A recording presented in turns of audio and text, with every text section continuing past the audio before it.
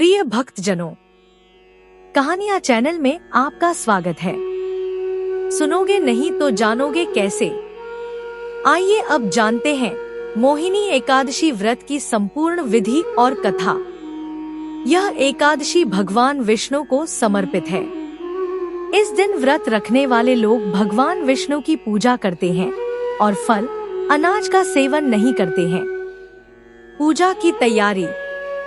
व्रत से एक दिन पहले सात्विक भोजन करें और शाम को हल्का भोजन लें। व्रत वाले दिन ब्रह्मा मुहूर्त में उठें। स्नानादि करके स्वच्छ वस्त्र धारण करें। पूजन सामग्री: गंगा जल, पंचामृत, दूध, दही, घी, शहद, चीनी, फल, फूल, तुलसी पत्र, दीपक, अगरबत्ती, धूप, कलावा, मोली, कलश, पोट, पान का पत्ता, सुपारी। पूजन विधि: आप चाहें तो घर के मंदिर में या किसी पवित्र स्थान पर पूजा कर सकते हैं। पूजा स्थान को गंगाजल से शुद्ध करें। कलश की स्थापना करें।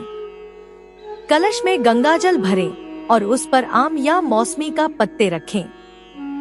फिर उस पर कलावा बांधें और नारियल रखें। कलश और भगवान विष्णु की प्रतिमा का आवाहन करें। अपने इष्ट के अनुसार मंत्र पढ़ सकते हैं।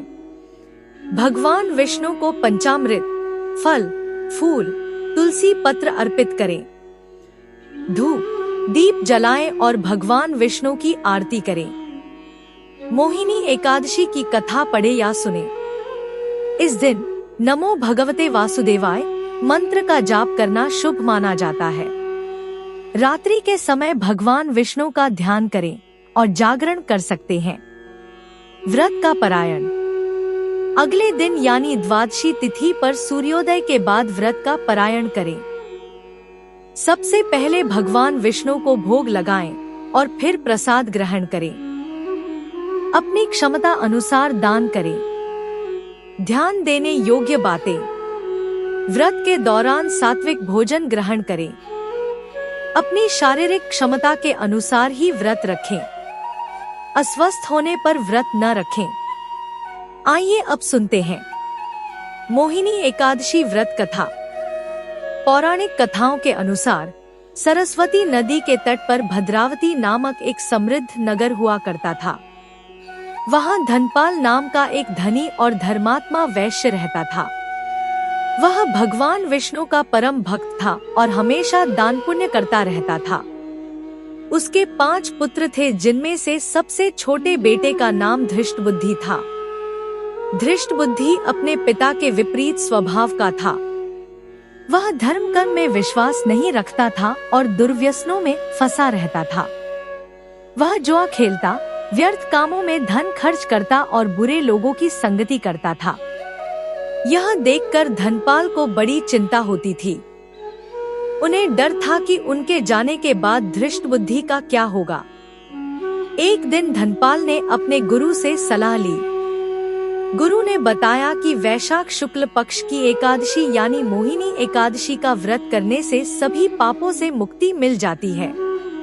धनपाल ने अपने सभी बेटों को मोहिनी एकादशी का व्रत करने के लिए कहा। सभी बेटे मान गए सिवाय धृष्टबुद्धि के। मोहिनी एकादशी के दिन बाकी 4 भाइयों ने विधि विधान से व्रत रखा और भगवान विष्णु की पूजा की। वहीं धृष्टबुद्धि ने सारा दिन मौजमस्ती में बिताया। कुछ समय बाद धनपाल की मृत्यु हो गई।